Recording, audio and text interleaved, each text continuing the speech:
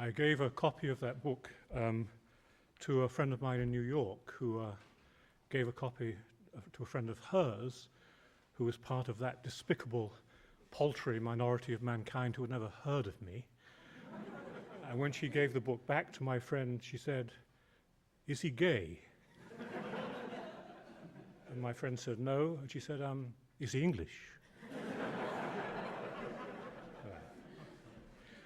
Well, it was, I felt, characteristic of the delightfully informal nature of American society that I should receive a letter from Yale inviting me to deliver some Terry lectures.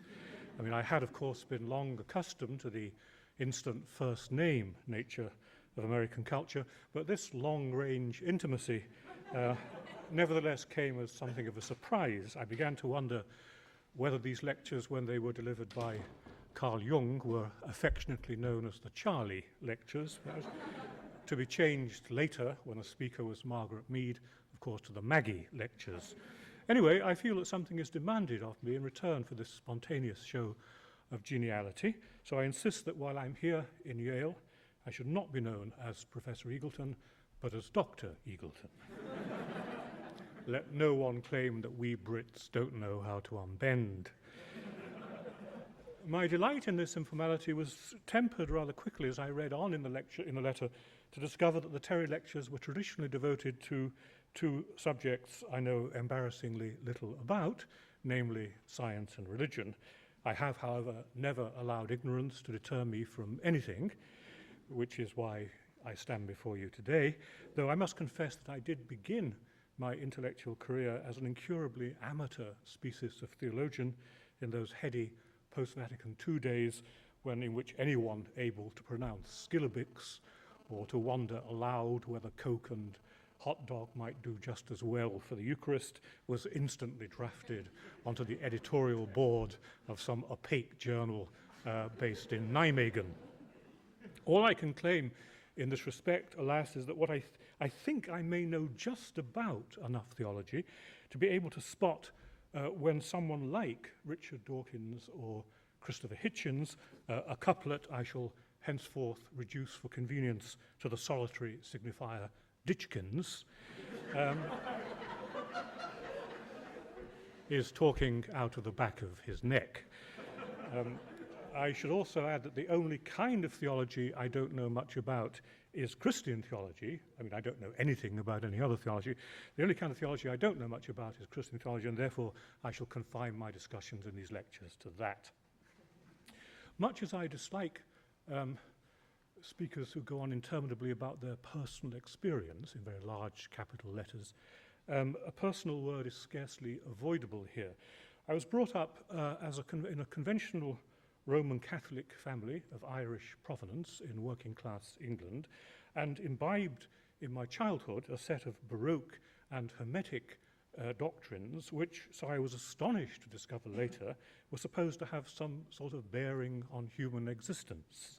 This had never occurred to me for a moment at the age of 8 or whatever. It was rather like being brought up in a strictly observant Marxist family, learning at one parent's knee, for example, about the transformation of quantity into the quality or the negation of the negation, without a clue that all this was supposed to have something to do with questions of human freedom and justice. Since the ideas I was taught as a child seemed to me, as I approached student age, to illuminate human existence about as profoundly as the croakings of a frog, it seemed natural, when I arrived at university, to discard this whole way of talking for something of rather more relevance and humanity. In the Cambridge of the early 1960s, this was known, among other things, as existentialism, a term which for the most part was an ontologically imposing way of saying that one was only 19, far from home, feeling rather blue, and rather like a toddler in a playgroup, didn't have a clue what was going on around you. A few decades later, this condition persisted among late adolescents, but it was now known as post-structuralism. But there was also socialism, which I'd imbibed or learnt at my parents' knee, my father's knee certainly, along with Irish republicanism, and which seemed a touch more relevant to the human species than the doctrine of, say, limbo, a spiritual condition not to be confused with a Caribbean dance. or recalling the Latin name for the precise type of worship appropriate to the Virgin Mary, as opposed to the brand of worship proper to those drearily bureaucratic subcommittees known as saints.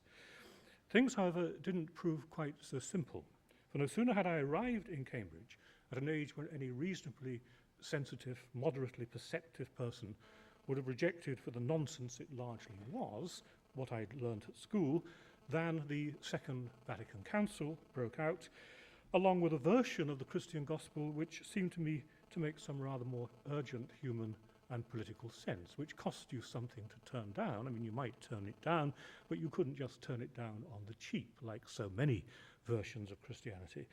This, needless to say, brought its own frustrations. I mean, the rethinking that this seemed to entail looked like involving a lot of tedious spade work, as the character in P.G. Wodehouse remarks when his interlocutor seems not to understand the word pig. For it is, of course, always easier to buy one's rejection of a belief system, as I say, on the cheap, for example, by dismissing out of hand a version of Christianity that only seriously weird types, some of them lurking sheepishly in caves on the edges of towns too ashamed to come out, would espouse in the first place. It's easier to believe that Nietzsche was a forerunner of fascism than to grasp that he was a precursor of Foucault, or to write off Marxism on the grounds that it dreams of a world relieved of inequities in which men and women will all be spiritually wretched and materially miserable in exactly the same way. The so-called new theology I stumbled on at the age of 18 or so, with the aid of a few maverick Dominicans and rather more pints of bitter, was not, of course, new at all. It was only new to the likes of callow young papists like myself. It saw God, the creator, not as some kind of mega manufacturer or cosmic chief executive officer, as the Richard Dawkins school of 19th century liberal rationalism tends to imagine, what the theologian Herbert McCabe calls the idolatrous notion of God as a very large and powerful creature. Dawkins wrongly considers, more of this in a future lecture by the way, Dawkins wrongly considers that Christianity offers a rival view of the universe to science, and is thus rather like someone who thinks that a novel is a botched piece of sociology and who therefore can't really see the point of it at all. Why read Thomas Mann when you can read Max Weber? He makes an error of genre or category mistake about the kind of thing Christian belief is, and imagines then that the only alternative to this is dispensing that faith from the need for evidence altogether. The New Testament has, of course, almost nothing to say about God the Creator. For Christian theology, God is not a mega manufacturer, but rather what sustains all things in being by his love, and who would still be this even if the world had no beginning, which perhaps it didn't. He's the reason why there's something rather than nothing, the condition of possibility of any entity whatsoever, but he's not himself to be reckoned up beside those entities any more than it makes much sense to make account of tables, chairs, and acts of mercy. True to Judaic iconoclasm, we're forbidden to make graven images of this non-entity because the only image of him is us, is men and women. There is a document that records this God's eternal, dispiriting struggle with organized religion known as the Bible. God the Creator is not a manufacturer, but an artist. Indeed, not only an artist, but an aesthete, moreover, who made the world with no functional end in view, but simply for the love and delight of it, or, as we might say in more theological language, for the hell of it. As indeed a quick look around the world will confirm quite rapidly, made it as gift, superfluity, and gratuitous gesture, made it out of nothing than rather out of some grim necessity. The world thus belongs, for theology as I understand it, to that exceedingly rare class of objects which, in a way that would have delighted the heart of Oscar Wilde, exist entirely for their own sake and for no drearily utilitarian end, a category which, along with God, includes art, at least the way it's been defined since the 18th century, evil, and humanity. As far as evil goes, you'll be able to read my thoughts on that in a remarkably cheap and extraordinarily attractive book that I'm publishing next year called An Essay on Evil. It's part of the world sharing in God's own freedom that the world works all by itself, that it's autonomous, as God is. It's part of its belonging to God that it's autonomous, and therefore that science is possible. Science is made possible by that. God, in short, is every bit as gloriously pointless as Ditchkins tells us he is. On that, at least, Ditchkins is absolutely right. He is, if you like, a kind of perpetual critique of instrumental reason. If we are God's creatures, it's in the first place because, like him, we exist, or should exist, purely for the jouissance of it. Jesus, unlike most Americans, as I understand it, does no work, is accused of being a glutton and a drunkard. You know, he doesn't go to bed at 9 o'clock and get up at 5:30. And he respects the Sabbath, not because it means going to church, but of course because it means a release, temporary escape from the curse of labor. One of the best reasons for being a Christian, as for being a socialist, is that you don't like to do any work. You reject that fearful idolatry of labor so rife in nations like this one. I see coming among you to criticize you, by the way, as a kind of liberal interventionism, as you might call it. Yes. The doctrine that the world is made out of nothing is meant to alert us, of course, not to some enormous manufacturing ingenuity on the part of its creator, but to the mind-blowing contingency of the cosmos, to the astonishing fact that it might just as well never have happened, the fact that, like a modernist work of art, its existence is entirely unfounded, and that, like such an artwork, it's perpetually hollowed out and overshadowed by this sublime negativity, haunted by the possibility that it might never have existed at all. All this, to be sure, is not to deny for a moment that instrumental reason has its place. There would, for example, be no emancipatory politics without it. Aestheticians are seized by the beauty and sensuous particularity of things, theologians by the fact that their existence is mind-blowingly contingent, while scientists have to press these things into the knowledge and service of humankind, and so can't afford to spend all their time emitting grunts of pleasure or shouts of astonishment.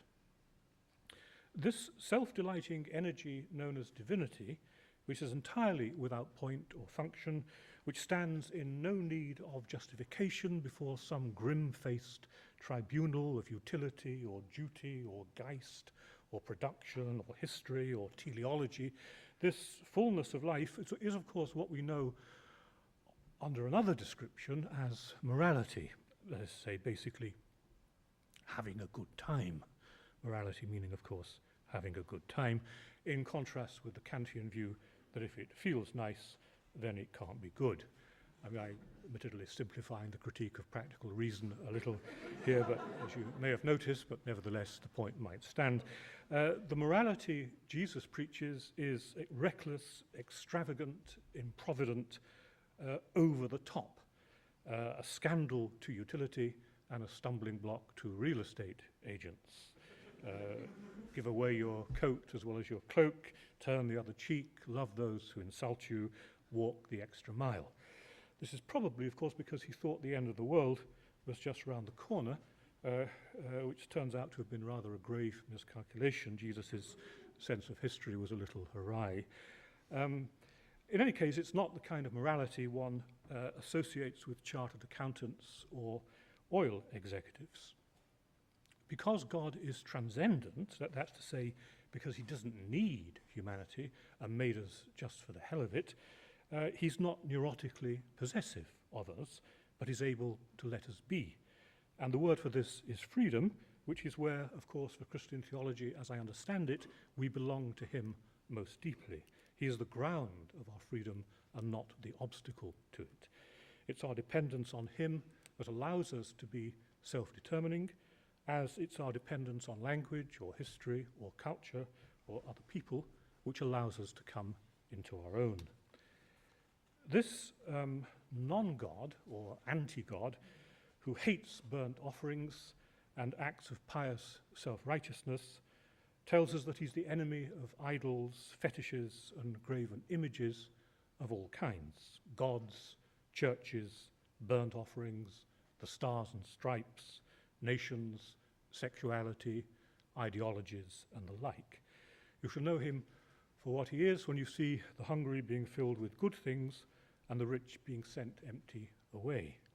Salvation, rather pathetically, turns out to be not a matter of cult and law and ritual, of special observances and conforming to a moral law, or even of being splendidly virtuous, but a question of feeding the hungry, welcoming the immigrants, protecting the poor from the violence of the rich.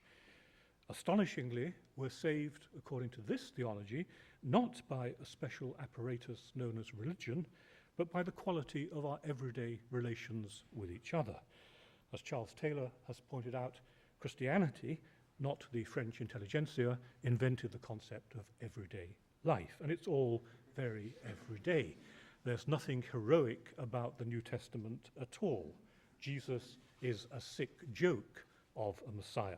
Messiahs are not born in stables, they don't enter the national capital riding on a donkey, and they don't get themselves strung up either.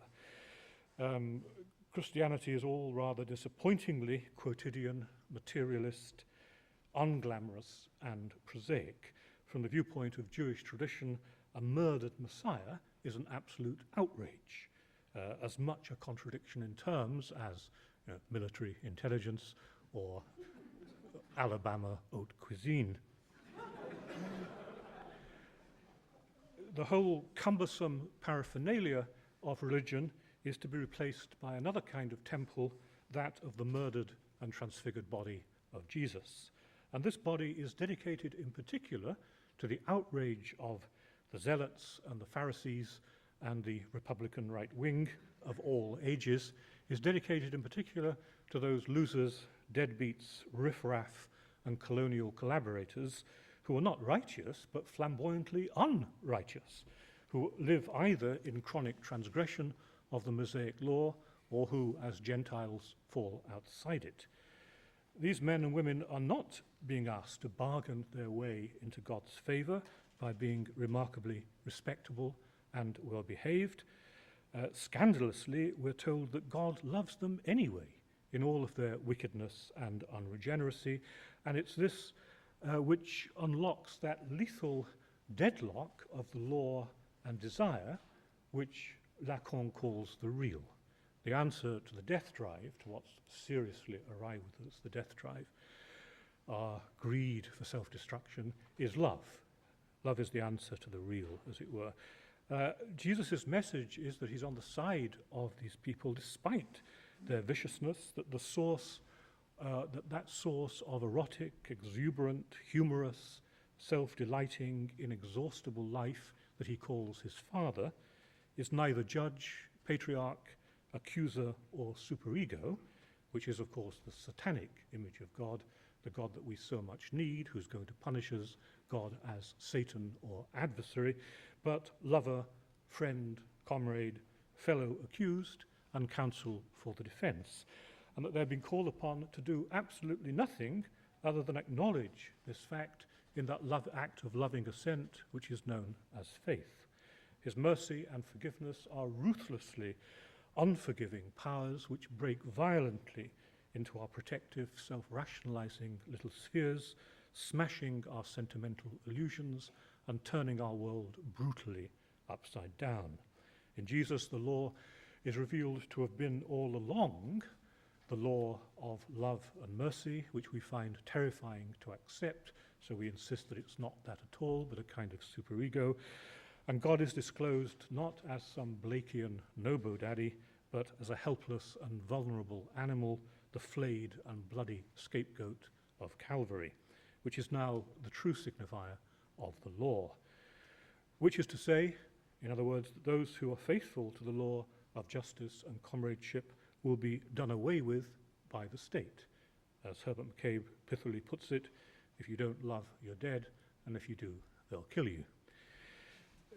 Here then is your pie in the sky, your opium of the people, your rosy-cheeked consolation, your sweet illusions. Here is the fantasy and escapism that the hard-headed secularist pragmatists find so distasteful. Freud saw religion as a mitigation of the harshness of the human condition, but it would surely be at least as plausible to claim that what we call reality is a mitigation of the New Testament's ruthless demands, which include such agreeable acts of escapism as being ready to lay down your life for a complete stranger. Imitating Jesus means, of course, imitating his death, not just his life, since the former is the consummation of the latter. The only authentic image of this violently loving, remorselessly accepting God is a tortured, reviled, and executed political criminal who dies in an act of solidarity with the so-called anawim, the poor, outcast, destitute, and dispossessed, in Pauline phrase, the earth, the scum and refuse of society, who will form the cornerstone of the new regime known as the Kingdom of God, and of whom Jesus himself is the representative. Jesus' death and descent into hell is a voyage into madness, cruelty, terror, and absurdity, since only a revolution that cuts that deep can answer to our dismal condition. It might incidentally be enough to respond to those who claim not to believe in original sin, to ask them whether they've been reading the newspapers. We aren't speaking here of a cautiously reformist affair of pouring new wine into old bottles, but of an avant-gardist epiphany of the utterly and absolutely new, of a regime so thoroughly revolutionary as to surpass all image and utterance, a regime, a reign of justice and fellowship, which even now is striking into this bankrupt, dépassé, washed-up world. No liberal ground is given to us here, is available to us here. The choice between justice and what St. John calls the powers of this world, the powers of the Pentagon, of the White House, of number 10 Downing Street, and so on, is absolute and stark. A matter of fundamental conflict and antithesis, of a cutting sword, not of peace, consensus, middle grounds, and negotiations. Given the lamentable state of humanity, I mean, the prevalence of greed, idolatry, delusion, the depth of our instinct to dominate and possess, the dull persistence of injustice and exploitation, the chronic anxiety which leads us to hate and maim, the sickness, suffering, and despair which Jesus seems to associate with evil, given all this, the advent of this unashamed utopia doesn't come at all easily. It comes only through a turbulent passage through death, nothingness, and dispossession, the passage in classical tragic mode of the reviled and polluted thing from weakness to power, from death to life, for which I suppose the ancient name is not so much tragedy as sacrifice. Sacrifice as the turbulent passage of the reviled and polluted thing from life to death, from weakness to power. Only by an uncompromising readiness to abandon our dished-up world altogether, rather than that nostalgic neurosis we know as conservatism, can we live in the faith and hope that a more authentic life will struggle out somewhere on the other side of this radical self-divestment, so that the stumbling block can become ultimately the cornerstone. Only through such an openness to our own finitude and frailty and mortality, only by preserving the kind of steadfast fidelity to failure which is scandalous to nations like this one, which despise a loser and think the sky's a limit.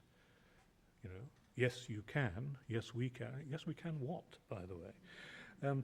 Only through that, surely, through that fidelity, that maintaining that fidelity to failure, can any human power prove durable. Only through this impossible, stonily disenchanted realism, staring the Medusa's head of the monstrous, traumatic, obscene real of the crucifixion full in the face, can any sort of resurrection be possible.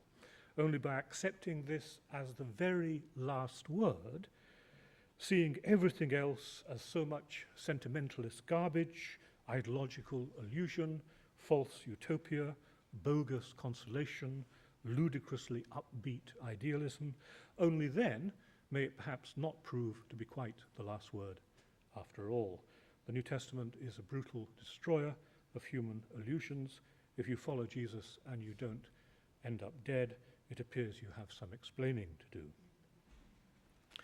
Far from fostering some morbid cult of suffering, Jesus seems to regard suffering as unequivocally a form of evil and opposes to it what he calls abundance of life,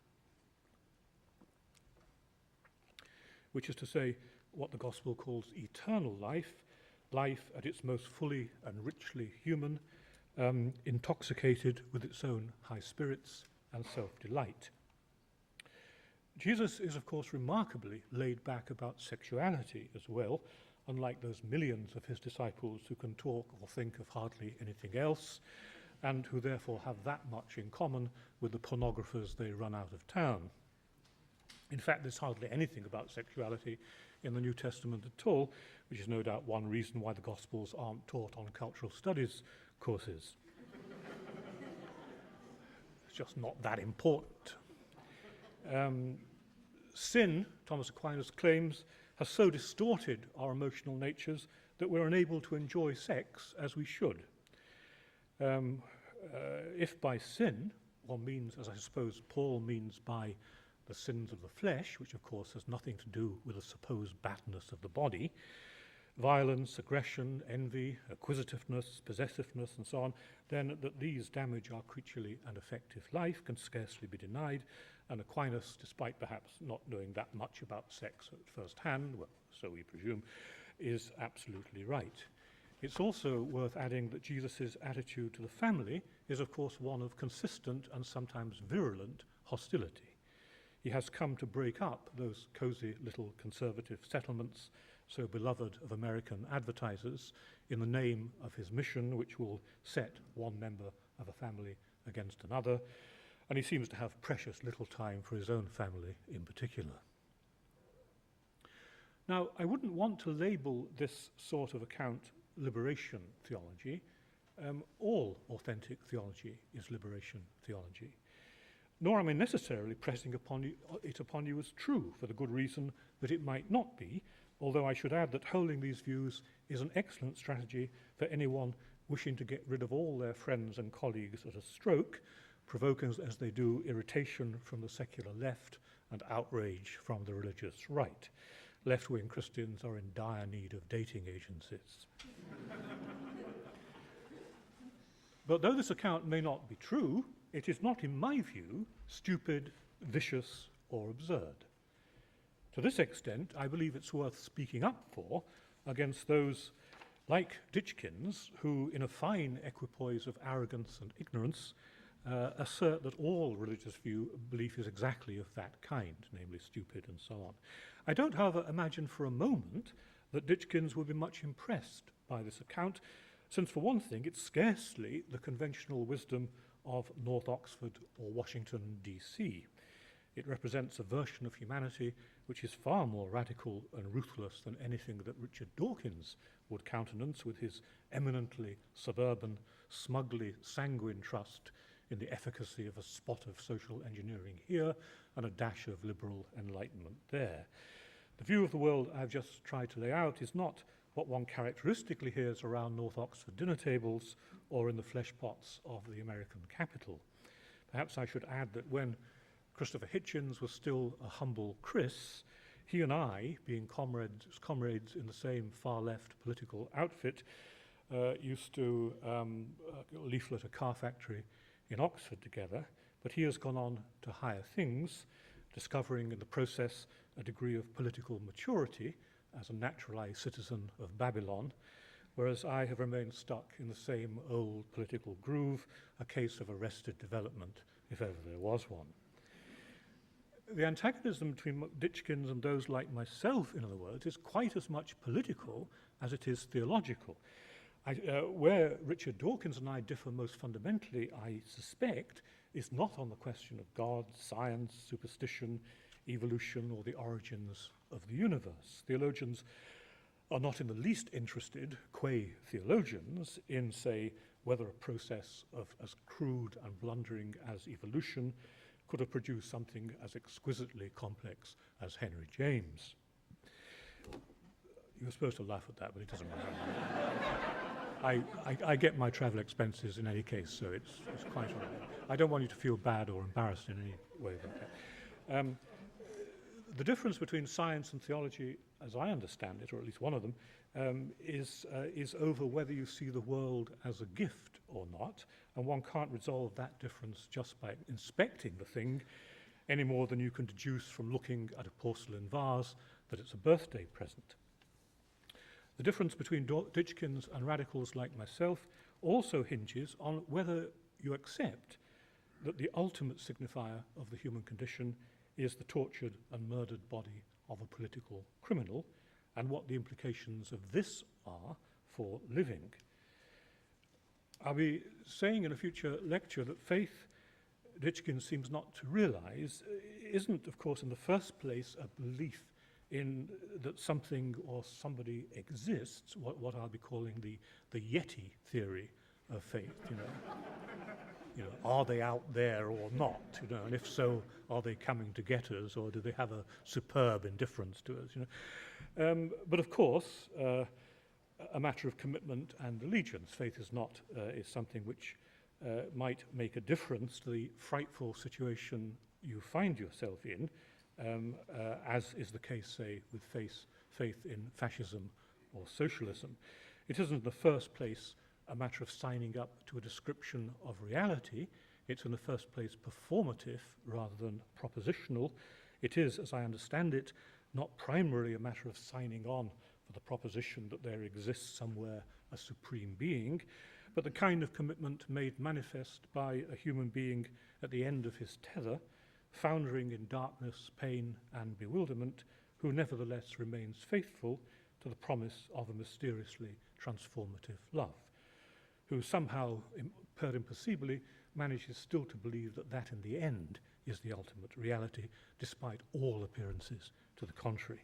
The trouble with the Dawkinses of this world, however, is that they don't find themselves in a frightful situation at all. Well, Oxford High Table is a pretty frightful situation, as I have reason to know, but on the whole they don't find themselves in that situation, other than the fact that there are for them a lot of deranged men and women around called religious believers, which they find fairly frightful, and so naturally they have no use for such embarrassingly old-fashioned language as depravity and redemption.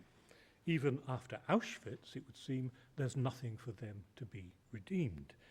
Things are just not that desperate enough, and in their view, it's simply shoddy and self-indulgent leftist rhetoric to imagine that they are.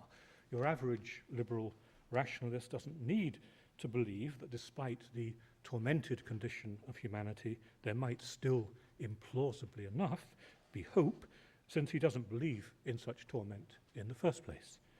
This is one important reason, I think, why God's talk makes no sense to people like Ditchkins, though it's by no means the only reason. Ditchkins has many excellent reasons, as I'll be saying later, not to believe in God and to see religion as an atrocious phenomenon. Plenty of people repudiate God for interesting reasons, but as far as this point, and this point alone goes, Ditchkins rejects him for reasons which are both boring and politically disreputable. As the first truly global mass movement in history, Christianity contemplates, as I understand it, a condition of justice, fellowship, and self-fulfillment far beyond anything that might normally be thought either possible or even desirable on New College, Oxford High Table. It's equally hard to imagine, telling some political lobbyist in Washington that only through a tragic process of loss, nothingness, and self-dispossession can humanity come into its own. Probably just sidle out of the bar, and call for help. In such civilized circles, God talk is not really any more acceptable than, say, talk about socialism. neither language game fits at all smoothly into the hard-nosed ethos of contemporary capitalism. When Christopher Hitchens writes in a recent review of liberation as, I quote, liberation theology as a sorry affair, I take it he's referring to the liberation quite as much as to the theology. Although in the so-called Santa Fe document of 1980, the United States government denounced such theology as a subversive threat. One gathers from Daniel Dennett's rather disappointingly conventional critique of religion breaking the spell that he thinks that the invasion of Iraq was fine if it could have been better managed, which is enough to suggest that not every swinging atheist iconoclast is a radical in any other sense whatsoever. The advanced capitalist system is inherently and naturally atheistic. I mean, godless in its actual material practices. Don't look at what it says, look at what it does. And in the values and beliefs inherent in those practices, whatever some of its apologists may piously aver. It's atheistic in all the wrong ways, whereas one might claim that Marx and Nietzsche were atheistic in mostly the right ways. A society of packaged fulfillment, administered desire, managed politics, and consumerist economics is unlikely to cut to the kind of depth where theological questions are even properly raisable, just as it rules out political and moral questions of a certain profundity. I mean, what on earth would, I just lost my page there, what on earth would, just the suspense is unbearable. For me as well, I can't remember what I was going to say actually. It must be here somewhere. I'll just nip back to my hotel actually, and if you don't mind, yes. Oh yes, good. What on earth would be the point of God in such a setup? I see that some divine hand took that page from me. What in that kind of setup would be the point of God other than as ideological legitimation of inherently non-spiritual practices, spiritual nostalgia, or a sort of means of private extrication from a world taken to be increasingly valueless? The other place where, here I will end, and we can have a discussion of this, the other place where so-called spiritual values driven from the face of a brutally pragmatic capitalism that really has no place for them, the other place where they've taken up a kind of uneasy refuge is in, I suppose, sort of New Ageism, which is, I think, very interesting, precisely the kind of cult of spirit that one would expect a materialist society, a very hard-headed society, to produce as its own antithesis. You know, the only shoddy version of the spiritual that a materialist society could muster. That, incidentally, I think is exactly what Marx had in mind when he wrote famously that religion, well, we all know about the opium of the people, but of course before that he says something much more complimentary about it.